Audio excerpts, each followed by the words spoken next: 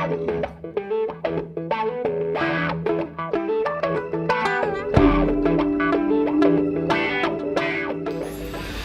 la députée, bonjour. Bonjour.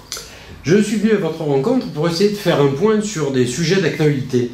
Commençons, si vous le voulez bien, par le secret des affaires. Il a été voté à l'Assemblée nationale une loi destinée à lutter contre l'espionnage industriel.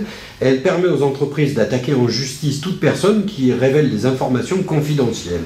Cette proposition de loi, inspirée d'une directive européenne, inquiète les partisans de la liberté d'informer. Avec cette loi qui a été votée, le Mediator, le Panama Papers, LuxLeaks n'auraient jamais pu être révélés. N'est-ce pas une victoire des lobbies de l'Europe et n'est-ce pas là un danger pour la liberté d'informer ? Non, pas du tout. Alors, je crois qu'il ne faut vraiment pas voir cette loi en ce sens. Tout d'abord, il s'agit de la retranscription d'une directive.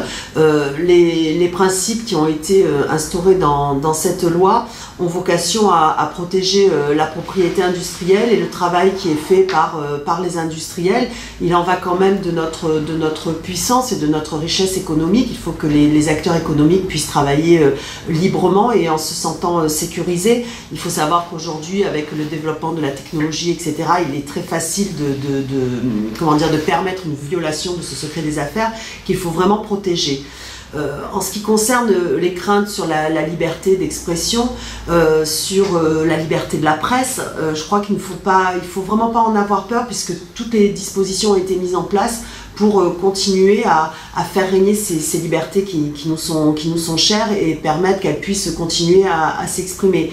Il y a bien entendu des limites à cette protection du secret des affaires qui prennent en compte justement le fait que s'il y a des agissements illégaux qui ont vocation à créer des infractions, qui peuvent donner lieu à des infractions, et bien évidemment tout ce genre d'informations doit circuler et être connu.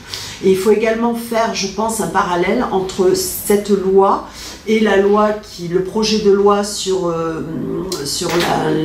la lutte contre la fraude et la fraude fiscale, où là au contraire on donne des moyens justement supplémentaires pour permettre une certaine traçabilité au niveau des entreprises, etc.